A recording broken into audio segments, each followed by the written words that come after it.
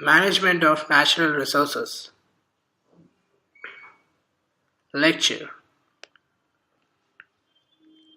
So, coming to the introductory part of this particular lecture, in this lecture, we will look at some of our resources and how are we using them. This should make us think about how we ought to be using our resources so as to sustain the resources and conserve our environment for the future generations. So let's start with how to manage. Okay, how to manage things. Look, usually you can manage a thing by creating awareness. Awareness about the problems caused by the things you are using. For example, the overexploitation of the resources over the ages. An example of this is the Ganga Action Plan of 1985. Okay, so it is always better to have a scientific approach, right? So, to estimate the amount of impurities, we usually make the use of microorganisms and harmful infectants. For example, we usually use coliform. So, let us learn what is a coliform.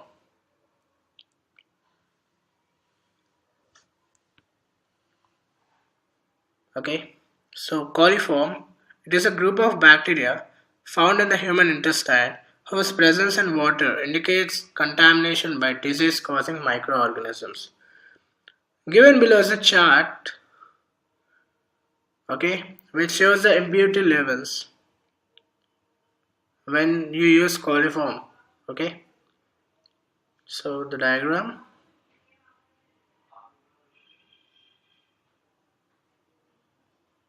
So this is your chart. Okay, this chart shows the amount of the disease causing microorganisms in Ganga before implementing the Ganga Action Plan, which was very high. I mean, the amount of impurity was very high. So what can be done to reduce this? So there is a great idea which has been developed over years by our scientists. It's a simple one. Just reduce, recycle, and reuse. So if at all this can be done in a properly divided fashion in this way, things would be much better. Now let us come to the definition part. So let us define what actually reduce means. Reduce what? So reduce actually means to relatively lesser the use of our resources. Okay. Then coming to recycle, it is the act of processing used or abandoned materials for use and creating new products. And reuse is the act of using an item more than once. Okay. So that we can help it sustain for a longer time without being wasted. Now, you might all be thinking, what is the real need for management? Okay, what is the need for management? Note that the resources are not unlimited. These natural resources have to be used under control. So, we require a very long term perspective. If at all these are overexploited, this won't be sufficient for the future generations. Hence, a proper management is to be implemented so that we can have control over all this. Now, let us study about the forests and the wildlife. Okay, forests are nothing but biodiversity hotspots. A biodiversity is an area of a range of different life forms. Some of the species here are bacteria, fungi, ferns, nematodes, insects, etc. The aim of the conservation is to try to preserve the biodiversity which we have inherited for the future generations to experience it. Okay? We shouldn't be selfish. Now, we all use forests extensively. Not we, but most of them. So those people are called as stakeholders. So some of the examples of a stakeholder are the people who live in and around the forest, industrialists which are related to the forest, the forest department officials, and wildlife and nature enthusiasts. Okay, so how do we use a forest? I mean, for what? Did you ever think of that? So, what do we expect from a forest? So, we basically extract the firewood and the bamboo from a forest. So, over exploitation of our Indian forest resources by British happened pre-independence. So, even after independence, there wasn't any considerable control. So, forest resources ought to be environmentally and developmentally sound. Hence, we need a sustained management for a better cause, for a better survival of the forest and the better survival of the mankind and the life. Okay, so what can be done in a sustainable management? So, this actually includes some awareness programs for the sustaining of our forests. The most famous example is the Chipko movement or the Chipko Andolan of 1970.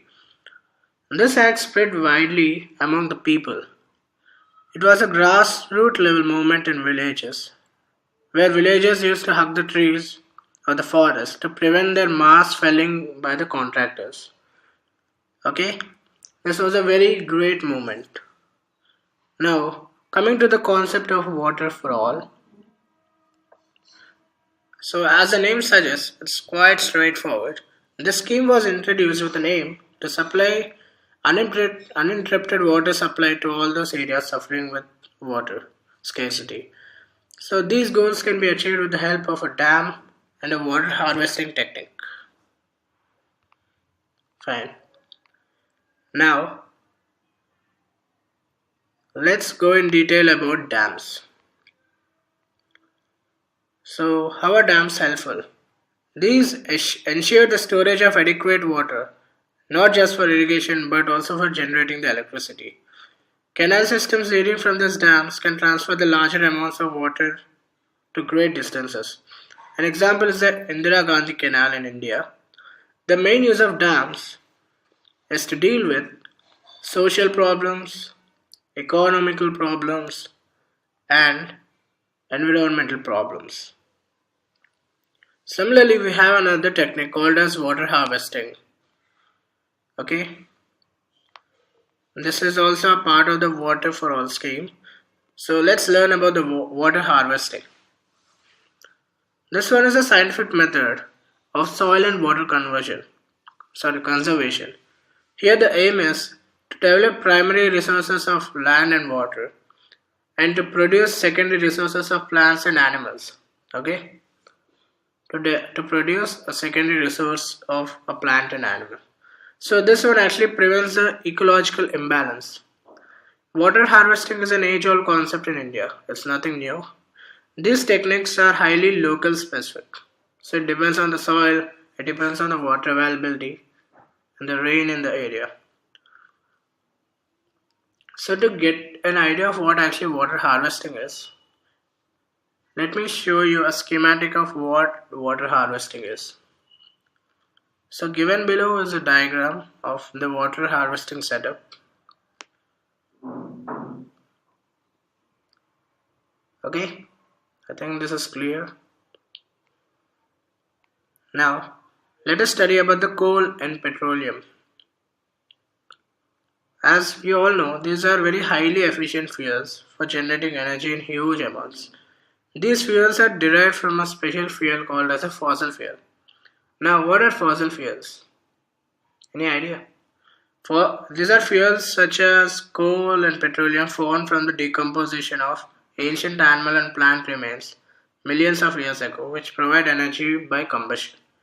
So, coal and petroleum were formed by the degradation of the biomass millions of years ago. Okay. So, the generation of coal and petroleum takes a lot of time. So, what are the risks by coal and petroleum? You all know that since coal and petroleum have been formed by biomass, they contain hydrogen, nitrogen, and sulfur in addition to carbon. So, when these gases are burned, the products are carbon dioxide, water, oxides of nitrogen, and oxides of sulfur. When combustion takes place in insufficient oxygen, then carbon monoxide is formed instead of carbon dioxide. Of these products, the oxides of sulfur and nitrogen and carbon monoxides are very poisonous at high concentrations, and carbon dioxide additionally is a greenhouse gas. Hence, these products have to be used very judiciously. So, coming to the epilogue of this particular lecture or this particular chapter,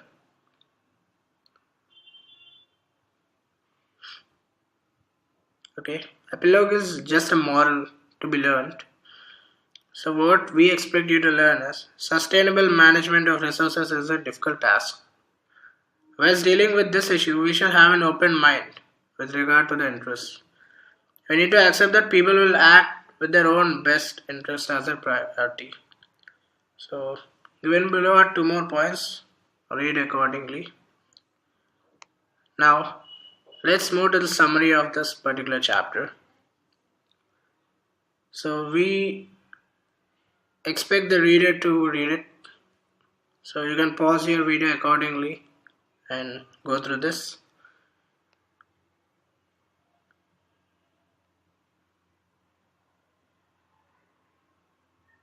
So, this part of the lecture will help you understand the complete lecture at once.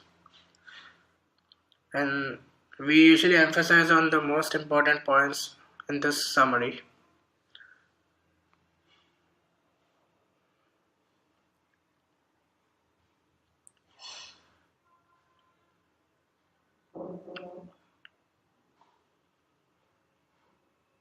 Fine. So, here is the end of the lecture. Thank you for watching.